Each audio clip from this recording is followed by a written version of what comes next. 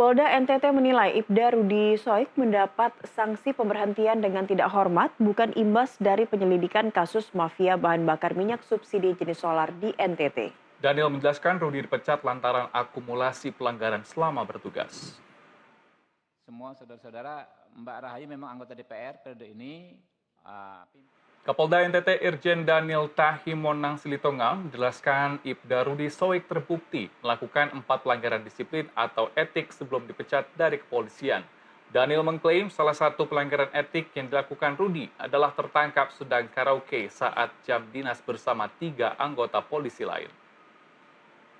Lebih lanjut, Daniel mengklaim Rudi kemudian melakukan inisiatif untuk menyelidiki mafia BBM usai dijatuhi sanksi etik.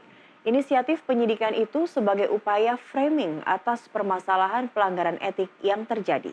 Sebelumnya Rudi Soik buka suara atas sanksi pemecatan atau pemberhentian tidak dengan hormat usai melidiki kasus mafia bahan bakar minyak subsidi jenis solar di NTT. Rudi yang sebelumnya bertugas sebagai KBO Satreskrim Polresta Kupang Kota mengaku kaget atas putusan sanksi pemecatan terhadap dirinya. Seperti yang saya katakan tadi, kondisi dan situasi yang melakukan penangkapan terhadap orang yang diduga pelaku BBM. Jadi pagi tertangkap, sore langsung membuat surat perintah mengajukan kepada Kapolres yang inisiatif sendiri mengajukan kepada Kapolres surat perintah penyelidikan terhadap mafia BBM.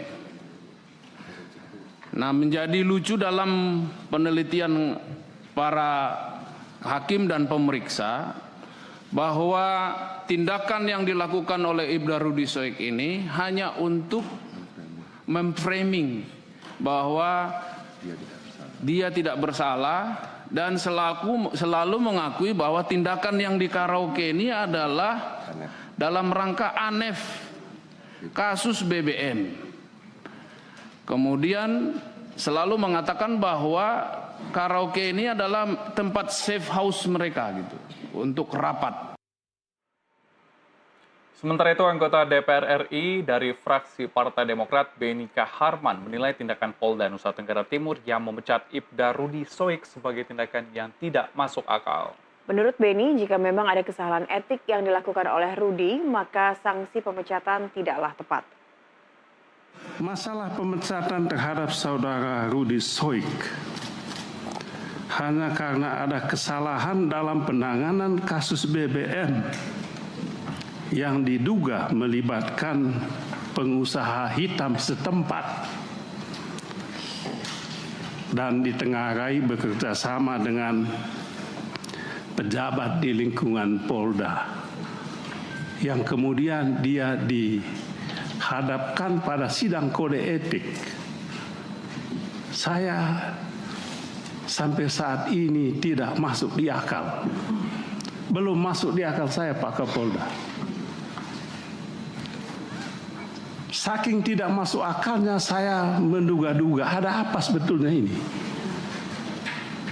Ada apa sebetulnya ini? Kok kalaupun ada kesalahan yang dilakukan saudara Rudi Soik di situ, apakah setimpal hukuman yang dijatuhkan kepadanya? Oleh sebab itu Pak Kapolda, saya melacak-lacak ini. Ini kayaknya ada sesuatu di balik ini. Ada masalah di balik ini.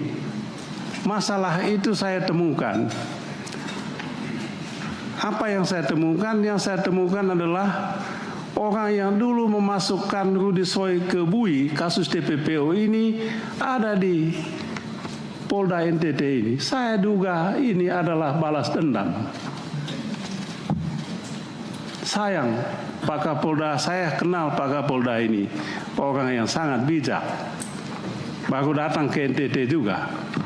Mungkin tidak kenal situasi di NTT ini.